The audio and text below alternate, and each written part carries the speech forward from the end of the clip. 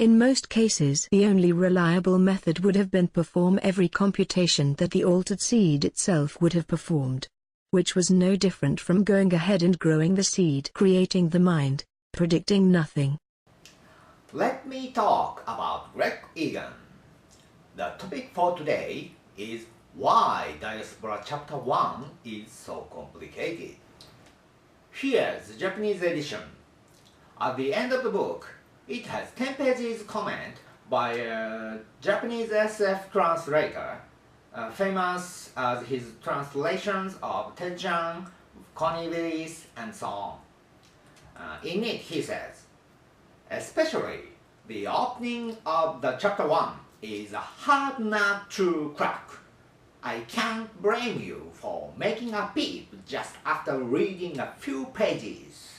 He also says, skip rapidly in reading even if you are stuck at the point you don't understand. What extraordinary comments! Yes, indeed. I read a lot of similar reviews to Diaspora on the internet. Not a few people seem to have the same impression as him. Well, let's think about why Diaspora Chapter 1 is so complicated. To conclude, it all comes down to the fact that Egan has excessive sincerity. What is his sincerity? Now I'm showing a chart in the same way as the previous time. In Diaspora, 3 types of posthuman on the earth, Flesher, Gleisner, and Stidham, are described. The difference between them is distant to the physical world. Flesher is the nearest to the real world.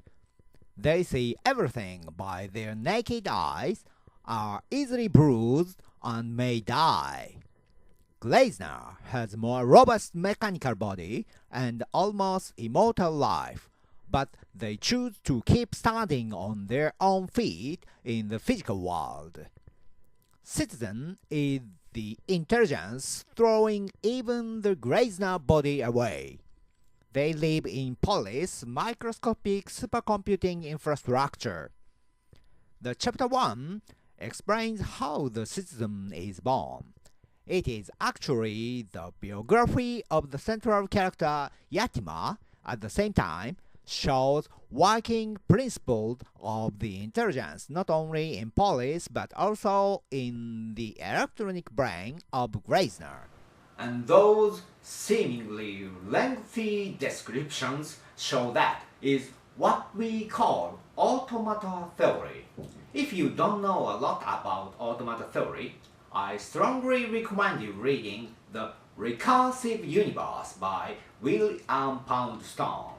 Click around here, you can reach it. Don't worry, not that sense, just my meddling. Anyhow, that means their immortality is not magic, but exactly based on physics and mathematics. At the biological cell level, Flesher is also a kind of automaton, you know. Besides, in the chapter 11, squid of Orpheus or Orpheus appear as a symbolic representation of mind on the automaton. Wish you reading by yourself about one's carpets. That means while each of characters had the difference of mode and each of distance to the physical world, at the same time, they have the same one logic at the basement of them. Egan seems to believe that is not just analogy, but essential homology between any minds. That must be just what he hoped to show us via those expressions. Yatima, born in this chapter 1, finally travels around 267,904,176,383,054 levels from our home universe. Not a few readers seem to be deeply touched by the grandeur of such vivid universes. However, I think that is not central theme of Diaspora. Every orphan was an explorer sent to map uncharted territory, and every orphan was the uncharted territory itself. This poetic quote is from the same chapter 1. It is as clear as day that the central theme of Diaspora is not the infinity of physical universes, but the infinity of mind. The quote at the beginning of this video also says the same thing in fact. Let me refer it again. In most cases, the only reliable method would have been perform every computation that the altered seed itself would have performed, which was no different from going ahead and growing the seed, creating the mind, predicting nothing. This is just a literary expression of Church-Turing thesis. The unpredictable of the computation in this context quite simply mean the infinity of mind based on mathematics. Diaspora is the story Yatima seeks it with traveling around the zillion of universes. This incredible distance and expanse also must be metaphor for the infinity of his mind and then everyone's mind, including you and me. I said Egan has excessive sincerity. Simply, he could just say, "You never know what you can do till you try."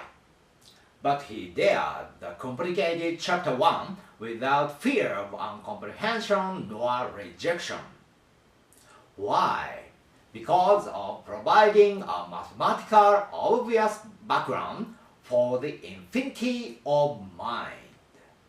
I would like to call that his sincerity. Next is another his sincerity from Diaspora again, titled Why Diaspora Chapter 15 is Much So Complicated. See you around.